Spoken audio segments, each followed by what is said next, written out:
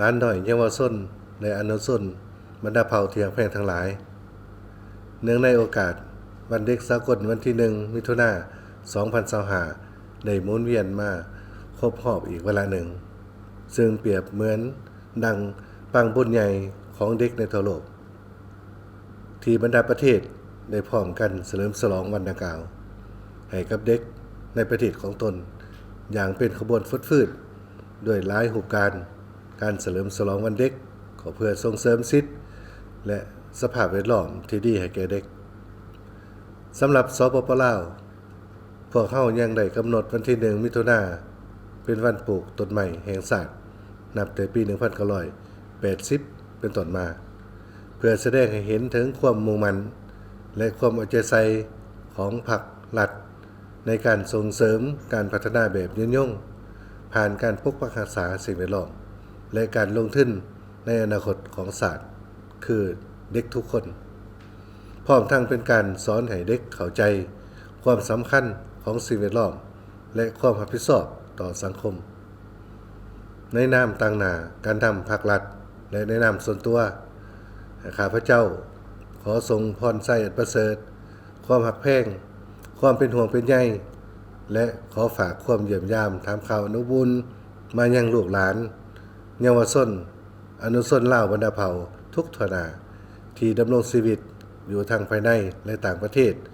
จงมีแต่ความสุขความเจริญก้าวหน้ามีสุขภาพสมบูรณ์แข็งแรงมีความศิวิไลทางร่างกายจิตใจสติปัญญาเป็นเด็กคำหูเป็นเด็กดีเป็นเด็กเก่งเด็กฉลาดมีความรับผิดชอบมีระเบียบวินัยมีความซื่อสัตย์กล้าคิดกล้าแสดงออกในทางที่สร้างสรรค์มีทัศนคติทางบวกและสร้างคุณค่าสำคัญให้ตนเองด้วยการแสวงหาความรู้เพิ่มทักษะและการเรียนรู้สิ่งใหม่อยู่ตลอดเวลามีอนาคตที่สดใสยืนยง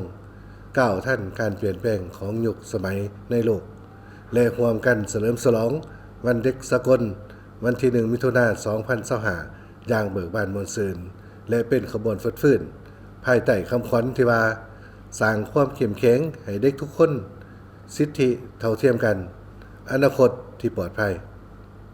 วันเด็กสากลวันที่1มิถุนายนได้เริ่มต้นขึ้นปี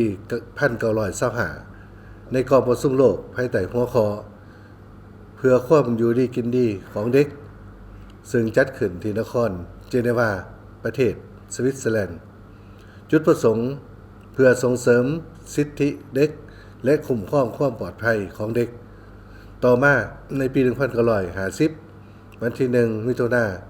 ได้ถือกำหนดให้เป็นวันเด็กสากลซึ่งหลายประเทศได้มีการจัดตั้งเฉลิมฉลองวันดังกล่าวเพื่อแสดงถึงความเอาใจใส่ต่อสิทธิของเด็กการมีส่วนร่วมการสร้างความเข้มแข็งและความเป็นอยู่ที่ดีให้เด็กเปิดโอกาสและสนับสนุนให้เด็กได้มีโอกาสแสดงพรสวรรค์ทาแห่งบ่มซ่อนขีดความสามารถและการรับฟังเสียงของเด็กอีกด้วยการเฉลิมฉลองวันดังกล่าวยังเป็นการโฆษณาปลูกจิตสำนึกให้ครอบครัวบุคคลสำคัญและสังคมรับรู้ได้ทัศนะแนวความคิดและปัญหาที่เป็นผลกระทบต่อเด็กทั้งเป็นการเตือนอีกครั้งหนึ่งถึงความสำคัญของการลงทุนใส่เด็กการสร้างสภาพแวดล้อมที่เป็นมิตรและการสร้างความเข้มแข็งให้เด็กทางด้านการศึกษาการรักษาสุขภาพโภชนาการสุขอนามัยข้อมูลข่าวสารและการปกป้องเด็กจากทุกรูปแบบของความรุนแรงการกระทำสิ่งละมกอนาจารต่อเด็กการล่วงละเมิดการขูดรีดทางเพศผ่านสื่อออนไลน์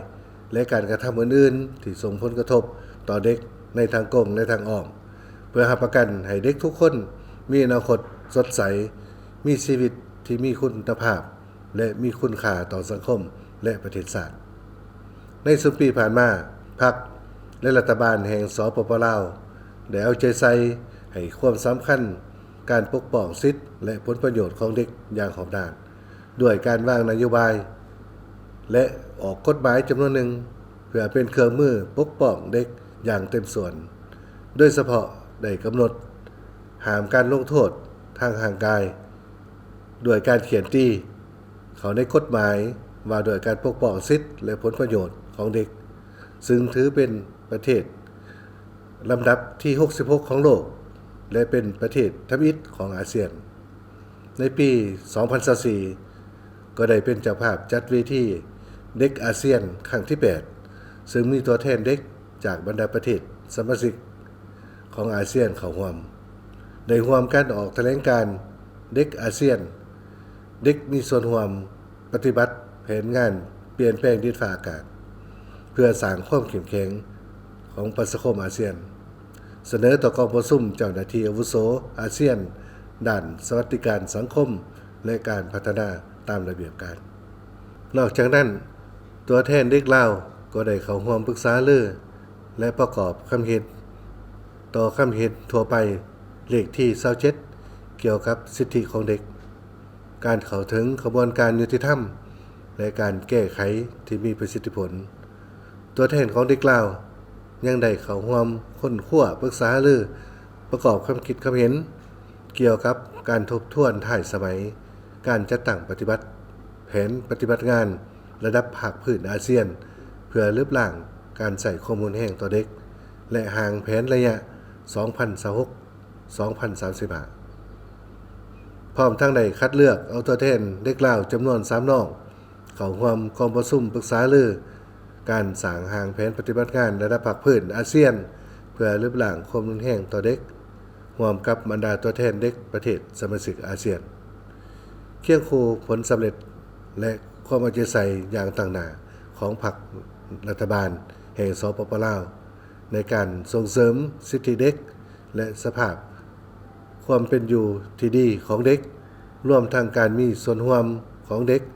ดังกล่าวมานั้นพวกเขาเห็นว่าบรรดาลูกหลานเยาวชนอนุชนลาวทั้งหลายยังประเสริฐหน้ากับสิ่งท้าทายและผลกระทบหลายด้านเป็นต้น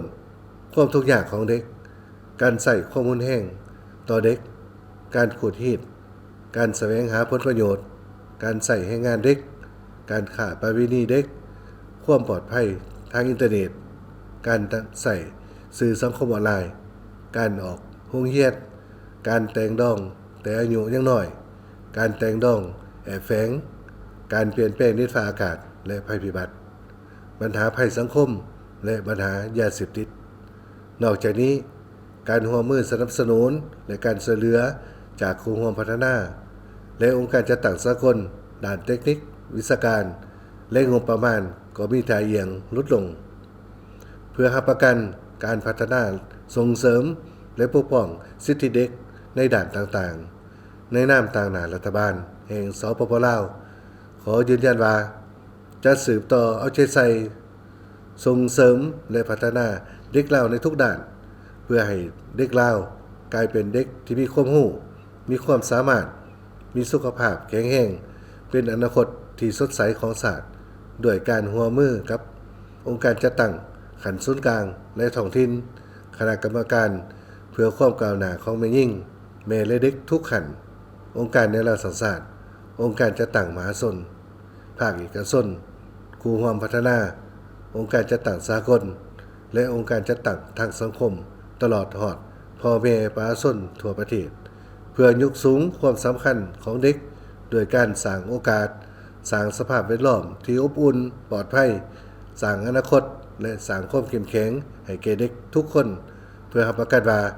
สิทธิทั้งหมดของเด็กได้รับการปกป้องคุ้มครองความเป็นอยู่ดี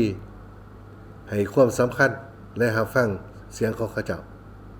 เนื่องในโอกาสวันเด็กสากลวันที่1มิถุนายน2025นี้ขอให้พวกลูกหลานอนุชนเยาวชนและเด็กลาวบรรดาเผ่าทุกทนาจงมีแต่ความผาสุกมีเสียงยิ้มหัวเป็นที่ฮักแพงและหนอแหนงทื่นฮ้อนอันประเสริฐล้ำค่าของครอบครัวสังคมและอนาคตอันสดใสของศาสตร์ขอให้พ่อในการเฉลิมฉลองวันเด็กสากลปีนี้มีขบวนการฟดฟื้นและประสบผลสำเร็จอย่างจบงามขอขอบใจ